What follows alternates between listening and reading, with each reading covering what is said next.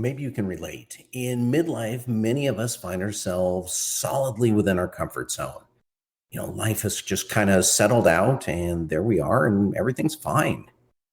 But fine is a dangerous place where life can turn stagnant and dreams go to die. And so Lori Saitz, who is the CEO of Zen Rabbit and the host of the podcast Fine is a Four-Letter Word, discusses how she transitioned her life from being just fine to one she's really excited about. And I will say it wasn't an easy transition. It took several years. And over the course of those several years, her mom passed away, her business stalled out, and she left a 2-decade marriage. And so we discuss the challenges and traps of being quote unquote fine, the importance of trusting yourself, and her 3-step process, which she calls Eff Being Fine. And so she also shares her approach to finding gratitude, even in those tough situations, and creating the space in your life to hear yourself. It's a great episode. Really excited to share it. Can't wait for you to hear it. And so if you're ready to play bigger, create an amazing midlife, well, let's get started. We've got Lori Saitz on today, and you are the CEO of Zen Rabbit. What is Zen Rabbit about, and who are you, and what are you about, Lori?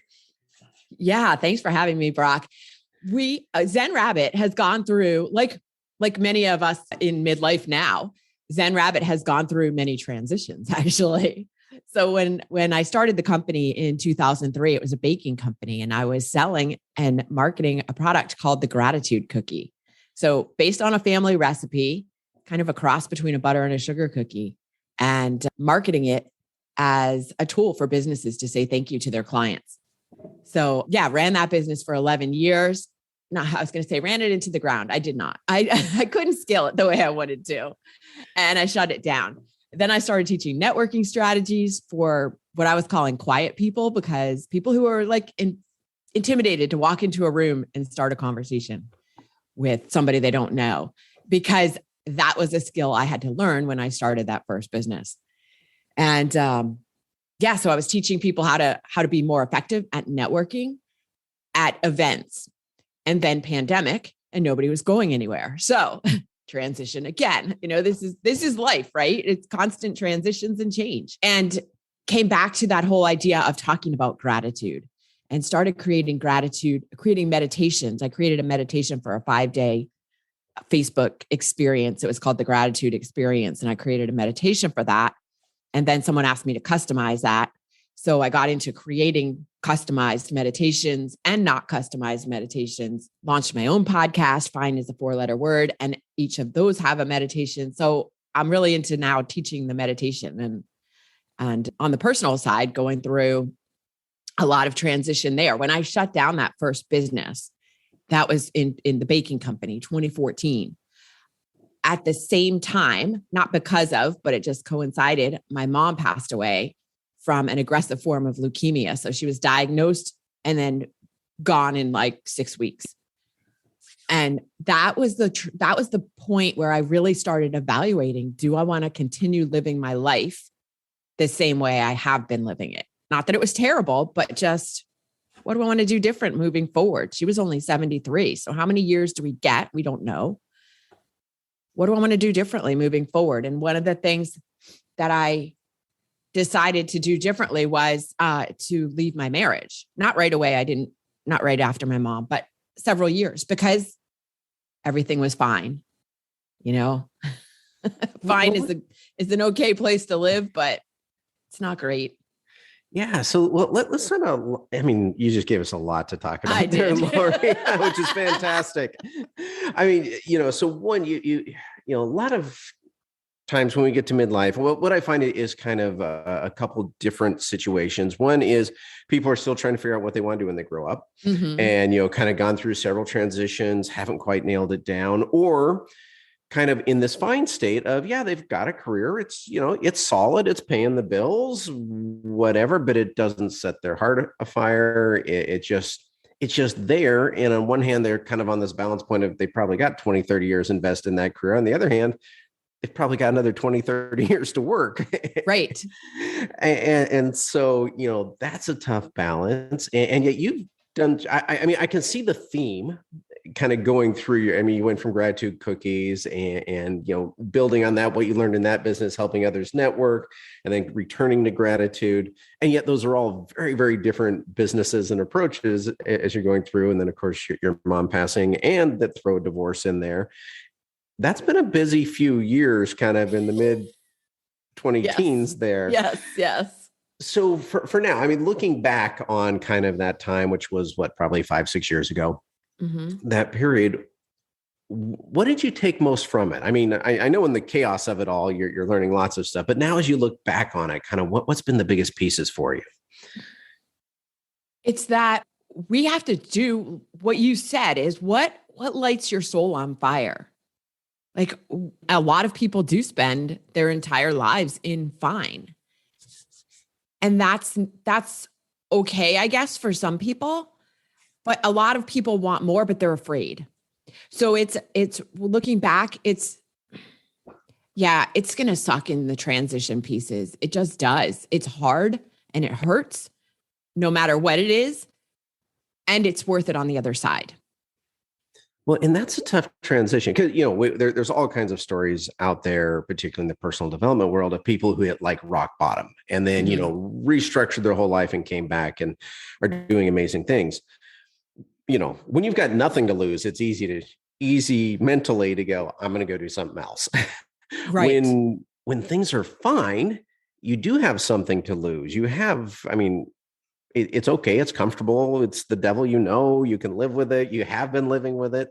So there is like, I don't know, kind of that balance point of how do I leap here when it's not terrible, when, maybe if I just gut it out for a little while longer, maybe something will change, from your own experience. So you made the leap. So what helped do that, even though things were, fine? Yeah, that is exactly it. Fine is comfortable. And so people, it's hard to leave, a warm blanket where I think we at some point reach like, okay, I just can't be fine anymore. Our souls are designed to grow. And, there's that saying that if you're not growing, you're dying. That really is true. I think there's a sense of a quiet desperation when you're living in fine. And it's easy to stay there because it is comfortable. It is, there's nothing, that was part of my issue too. It wasn't terrible. Those first 20 years, they were fine. So I think it's a soul yearning kind of thing. And so here's the thing. I think you have to get quiet enough to hear the voice. And a lot of people had that opportunity during pandemic. And because before that, we're so distracted and busy that we don't even hear that voice crying out for more. We keep burying it in, running around with work or with kids or with whatever distractions we can find to not have to listen to our own inner voice. And when you are given the opportunity or forced, some people are forced, to have to listen to it, then when you start hearing it, you're like, okay, well, I don't think I can stay here. Like, yeah, it's comfortable and fine, but it's almost like you don't have a choice. Like, I have to do this. Well, and I can imagine, so even as you're getting to that place yourself mentally, our friends or family around us, when we're talking maybe about making big changes, and the obvious question is, well, isn't everything okay? Well, yeah, it's okay. And I know we don't need to convince the world or get permission from the world to do this, but there is also those voices coming in beyond our own voices in our head telling us, it's okay. How did you find those conversations or did you find those conversations? Yeah, that's a really good piece of insight to ask for, because it is about trusting yourself. Because, right, you are going to have those outside voices, whether they're your family, your friends, social media, they are coming in. And that, again, that's why it's so important to tap into your own inner voice. But yeah, it was really hard for me to make this decision. So I walked up to the edge of the cliff, if you will, so many times. And then I backed away, like having to have that conversation with my husband, like, this isn't working for us. And we both knew it for years. We knew it, but it was fine. So let's just stay in, or like you said earlier, like, let's just keep working on it. If I just work harder, it'll work. If we just, yeah. And he wouldn't go to counseling. So that was another thing but maybe that would have helped, maybe not. But having that conversation, like, this isn't working. We need to do something different, or I'm just going to leave because this isn't working anymore. Man, that walking up and like, okay, well, maybe I can do it Friday night. Okay, no, wait, he had a terrible day at work. Not tonight. Okay, Saturday. I don't want to ruin the weekend. All right, Sunday. No, he's going back. I don't want to mess up his whole week. Like, you're constantly walking on eggshells, or that's how I felt anyway. And I've heard from other people that they felt the same way, afraid to do the thing. And so whether it's having a hard conversation with a spouse or a partner or a boss, whatever it is, you have to that's why it helps sometimes to have friends or a coach who can push you. I always say, like, hold your hand and kick your ass at the same time to get you to the point where you're like, okay, I trust myself enough to have this conversation. Because if you don't, then you're going to die with regrets. So Do you want the pain of sacrifice now or the pain of regret later? Yeah, I think someone once said something like, discipline weighs ounces, regrets weigh tons, something like that. Just but we can transition discipline just to the idea of taking that action, of just moving that forward, the small pain now versus looking back at the end of our life, or as we get closer and thinking, wow, what if this was a mistake? What if I could have done something different? That's a rough place to be. It is. It's the discipline of being true to yourself. And one of the things, I had such tremendous guilt about leaving the marriage. But one of the things that my husband said to me a while after, because I said something about, like, do you think we could still work it out? And we had been apart for like 2 years at that point. And he said, no, because we would have to compromise who we are as individuals too much to make it work together. And that was like a light bulb moment, because you, of course, have to make compromises in relationships. And again, whether it's a relationship with another person, in a job, in a whatever kind of situation, there are compromises to be made. But it's different to say, okay, I feel like having Thai food tonight, but you want Italian, so I'll go that way, versus compromising who you are at your core. That's not okay. And that's what a lot of people are doing in staying in situations where they are fine. They're compromising who they are. And so, but going back to the discipline, it's the discipline of being true to who you are. And so, a question for you here, Lori. So I have noticed that, when we're young, we're constantly thinking about who are we? How do we fit into the world? And then it feels like a lot of times we go through this decade, 2 decade, 3 decade long transition where, we're living life. We're building our careers. We're having families. We're getting involved in our community, whatever it is.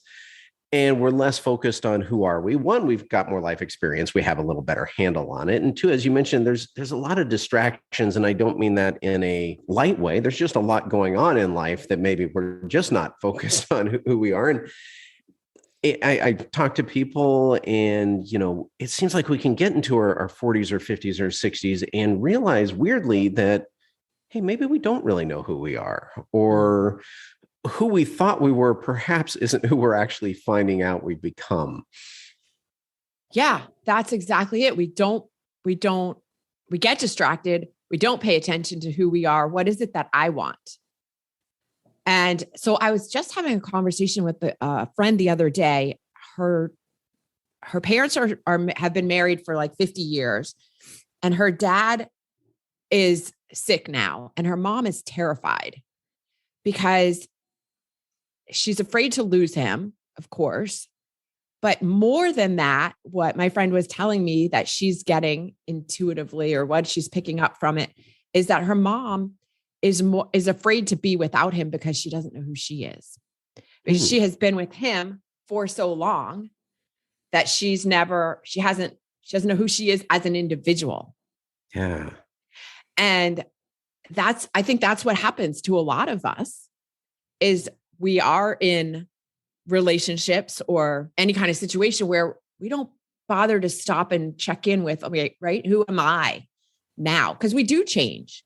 Things change. We grow. Hopefully we're growing, we're maturing and our souls want different things in their 20s and 30s than in their 50s and 60s. Like, it's just a natural development. It's part of our evolution as individuals. So yeah, I mean, I didn't meditate when I was in my 20s and 30s, even 40s, but now I do, because that's like, we just find different things. Some people take up skiing when they're in their 50s, or, painting, whatever it is. It is an evolution. And I think we often forget that at any point in our life, we can stop and rethink. We just get caught up in things and don't necessarily do it, or don't even know how to do it at that point. Like you mentioned, your friend's mom, who has defined herself through this relationship versus as an individual within the relationship, it sounds like. Yeah. And, as we're talking about Fine, I can't help but be reminded. I don't know if you remember the remake of The Italian Job came out like 20 years ago. And I can't believe that was already 20 years ago. I know, right? But in the movie that, Donald Sutherland has the line that, Fine stands for, what is it? Freaked out, insecure, neurotic, and emotional. I've heard that. Yeah. And that seems to fit. Like, we're fine. We're holding it together. Like, we're not falling apart, but the noise is strong in our minds. And what are some tools? What are some approaches we can use to kind of start all these things, shifting out of Fine, figuring out who we are or how we want to fit into the world, quieting the distractions enough to be able to do that? Like, where does someone even start? Yeah. So I have a coaching program for individuals that is called Eff Being Fine. I mean, I don't know if you want me to actually, I don't know how rated, if this is PG or rated R, but within that program, there are 3 pillars that I call the Trilogy for success. And they are gratitude, connection, and courage. So if we start at gratitude and finding gratitude everywhere in our life, in every situation, that's going to change your state. It changes your physical state. It changes your biochemistry in your brain, which changes how you are physically and then emotionally and psychologically, and puts you in a better place. I mean, we live in a world that is so anxious right now. So how can we find things to calm us down? And we each need to take responsibility for that in ourselves. Like, you can't change another person. You can't say, well, they make me mad. No, you are choosing to. So how can you choose to find gratitude? And one of the exercises, can I share this exercise with people? Oh, absolutely. With your listeners? I would have asked you about it anyway. So okay. Yeah, all right, cool. So before we started recording, we were talking about people complaining. And one of the exercises that I give my clients is that when you catch yourself, because you will, I mean, we're human, we complain. There are things that we don't like, we complain about it. But when you catch yourself, you add on, but I'm grateful for. So, I can't believe it's snowing again. I hate the snow. This sucks. This is, whatever. But I'm grateful that I don't have to go anywhere. I don't have to drive anywhere in the snow today. What is it that every situation you can find gratitude if you look for it? You probably heard the saying, you're always going to find what you're looking for. So if you're looking for things to complain about, you will find them. If you're looking for things to be grateful for, you will find them. So. Yeah, I love that addition to it, the but I'm grateful for. I mean, because yes, some of us are in such a habit of complaint that it's like we're surprised there's traffic every morning, just who knew? Right. Who knew? It's Yeah. only been that way the last decade. And so that seems to jar us out of it. But there's also situations like you mentioned, where it's just, something about that day has gone wrong, has gone bad. And it's, can be easy to get into a funk or get stuck on those things. And so I guess I really appreciate just the acknowledgement of, yeah, I'm not ignoring it. I'm not ignoring the problem, not pretending it doesn't exist, not going all Pollyanna, just there it is. And there's all this other stuff that's good, or from the situation, good stuff will come. So anyway, there's not really a question there. I really like that approach. I've never seen that before, and I like it a lot. Yeah, there's a specific reason to use the word but, because we're told that in most cases to not use the word but, because it negates the first part of the sentence. Mm-hmm. You're doing a great job, but I'd like to see you do this. Well, now they just didn't even hear the first part. Right. In this case, we're using it deliberately because we want to negate the complaint and have the mind focus only on the gratitude part. That's funny, because just as we were talking about it, looking back, I know I went to the and. I've trained myself to say and rather than but. Yeah, so which is great. Every other situation. In every other situation. Right. That's why I pointed out we are deliberately using that word now. Mm-hmm.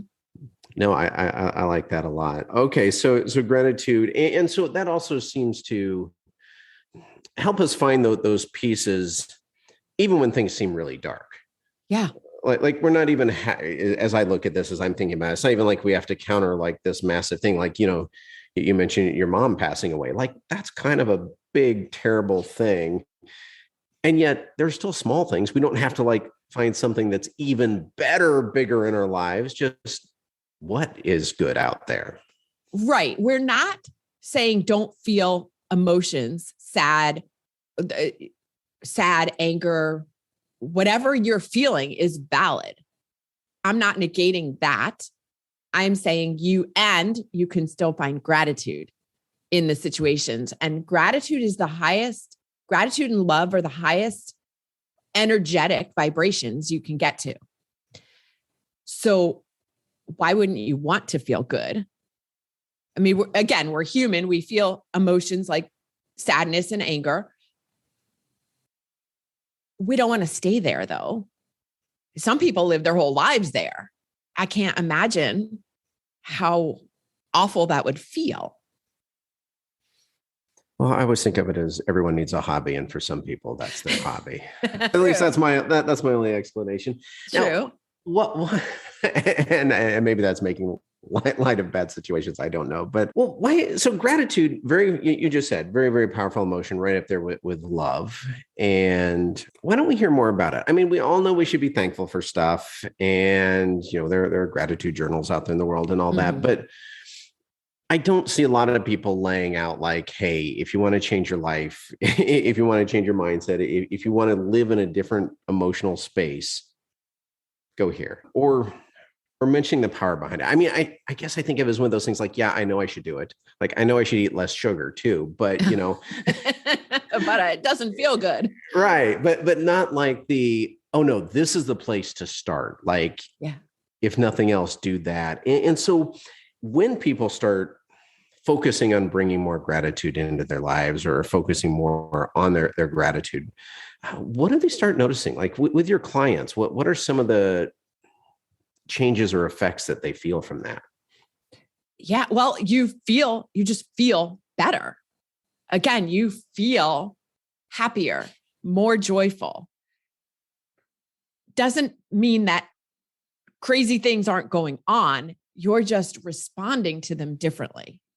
And I say responding as opposed to reacting, because when you start practicing gratitude, you are changing the biochemistry in your brain. So what's happening in your brain is your brain is releasing more serotonin and more dopamine, which are those feel-good chemicals, and releasing less cortisol, which is a stress hormone. So if so then you start seeing physical changes, because if your body's not getting cortisol in it all the time, which is the kind of racing through your bloodstream, you are coming from a place of a more rational place. Let's say you're not as emotionally keyed up. So for one thing, you don't get drawn into conflicts with other people as quickly or at all, even. You're much less likely to be drawn into conflict. So you're more emotionally stable. So it makes your connections, your relationships with other people stronger because you're not arguing with them. You're not getting drawn into it. You may still have disagreements, but it's not going to be as intense. You're able to make decisions from a more grounded place. So you become more effective, more efficient, more productive. It increases your creativity. So if you are facing, I think it is just comes from that ability to think, to, tap into, okay, I'm not just reacting you're more grounded. So you're more relaxed. You ever notice when you're in the shower or when, I don't know if you're a runner, when you're out on a run, you get all these great ideas because your whole system is more relaxed and those ideas can come into you. Interesting. Yeah, that makes sense. I mean, I experienced that both. All good ideas come in the shower or on runs. So, okay. So with the gratitude, and you mentioned just one tool. Are there other tools around gratitude, or is that kind of the primary one? Well, I like that exercise because it's easy to do. It doesn't require any extra time. Yeah. It just requires a little bit of attention. But I'll tell you a story that when I started that first business, selling the gratitude cookies, the irony was I was not a very grateful person. So I was complaining to my friend and mentor one day about, I don't know, whatever the problem du jour was. And he said, Lori, you need to read the book, The Science of Getting Rich. I don't know if you've ever read that book. Have you read it? Wallace Wattles. Yeah. Yeah. Okay. So chapter 7 is on gratitude. We had read the book, but chapter 7 is on gratitude. And he challenged me to read that chapter twice a day for 30 days. And to really get in there. So I did that.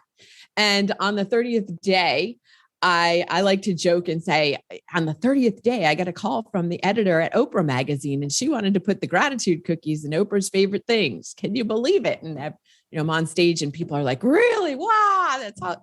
Yeah, that didn't happen. Nothing happened. I mean, after 30 days, there was nothing that happened. But several months later, I was driving home from a friend's house and smoke started pouring out of the front of my car on I-95. And I managed to pull off the highway, get to a gas station that was right there. It was 11:30 at night on Thanksgiving, and call a tow truck, call roadside assistance. Now, normally I would have gone into a rant.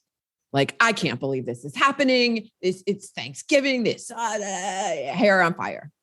You ever been there? Oh, yeah. Okay. But instead, I immediately went to gratitude. I thought, well, thank goodness I was able to get off the highway safely. And thank goodness I'm only 5 miles from home. And thank goodness the tow truck driver is coming to get us at 11:30 on Thanksgiving night. And that is where I noticed the difference. I immediately went to gratitude instead of freaked out anger and fear.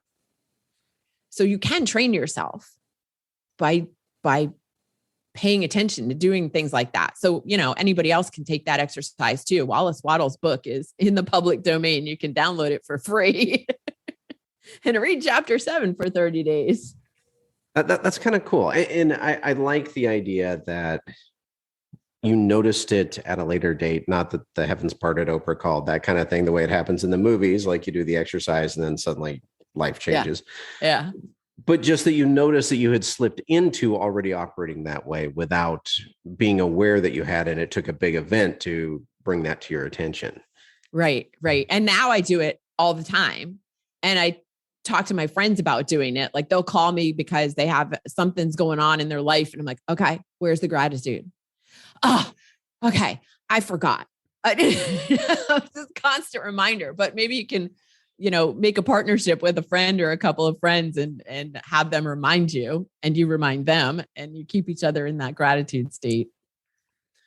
Well, speaking of state, so you had mentioned meditation. That was sounded like that was kind of a big game changer for you as well. Yeah. As well as the gratitude. So I guess, how did you get involved in meditation, or what type of meditation do you do? Or better question, what advice would you have for someone who's trying to get started in meditation? I'm asking, let me reset all those questions. And I'm just going to go with, what benefits do you notice, and how can people get started? There we go.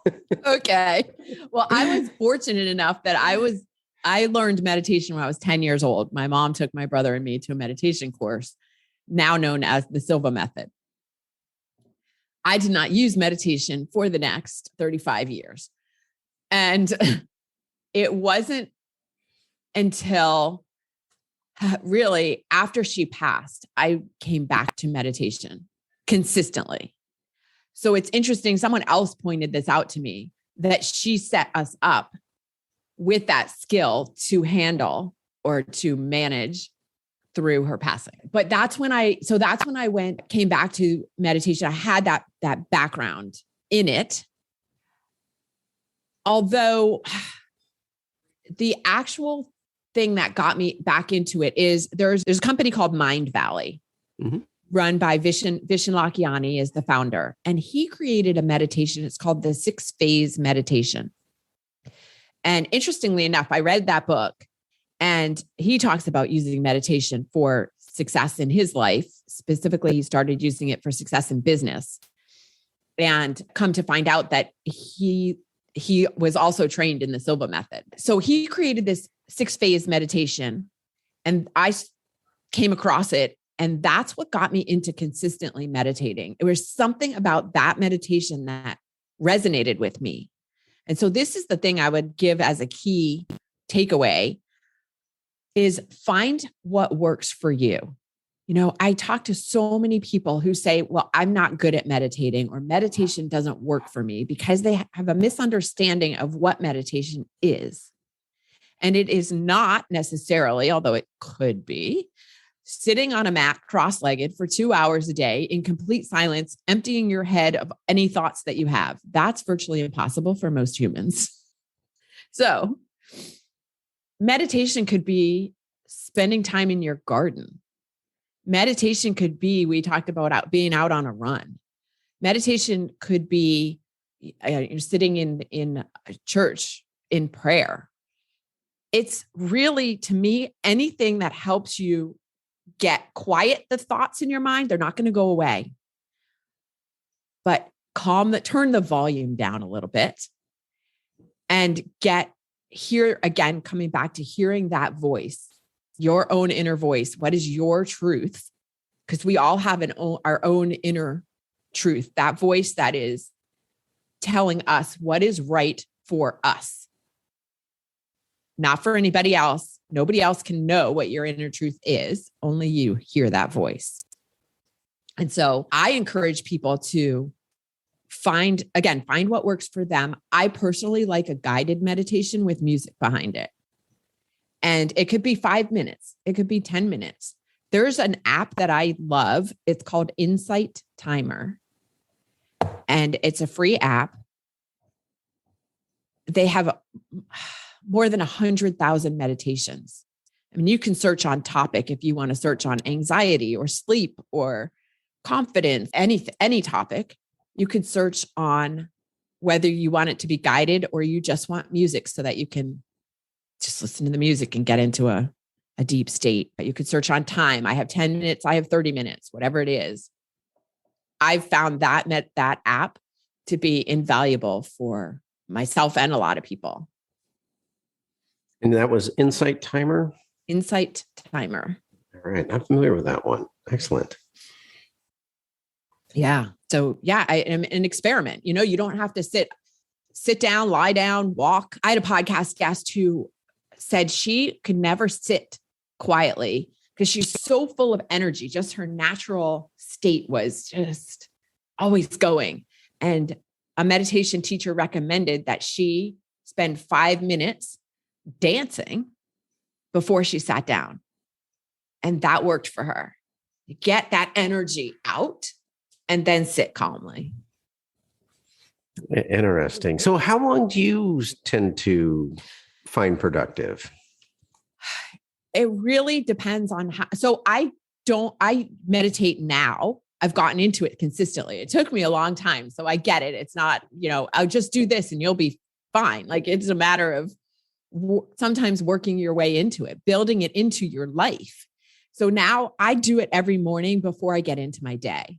So I wake up, usually I have to go pee, and then I come back and I sit and do a meditation or lie down in my bed and do a meditation, usually with a cat walking on top of me. But 10, 15 minutes. Although I've been getting into really deeper meditations for longer periods of time. It's just been an evolution. For a long time, I didn't do more than 10 minutes a day. All right. And so, go ahead. I was going to say, I recommend for people that it doesn't really matter. I mean, 5 minutes is better than 0 minutes.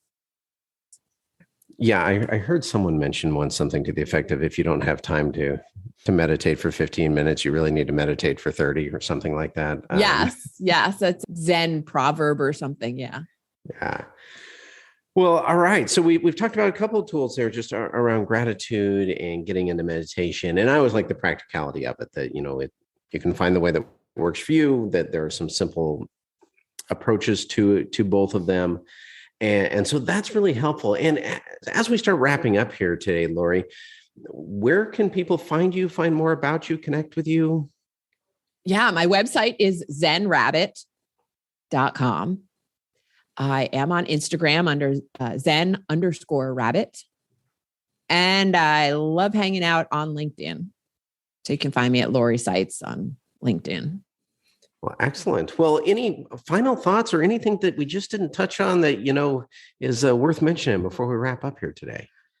Just that, this whole concept of gratitude and using meditation and gratitude to find peace and calm, because I'm stuck on why do people want to live in anxiety? Here, I'm giving you some free tools to help calm yourself. So if you're not feeling comfortable living in high anxiety and worry, come use these things and find some calm. I love it. Good advice. And sometimes I think we live so much in it that we forget that we're in it. Like we just don't even notice. Like that's just our day. Yeah. Yeah. And yet there is another option out there. We can step out of that and some approaches to do it. So I appreciate that, Lori. Thank you so much for being on today. My pleasure. Thanks so much for having me.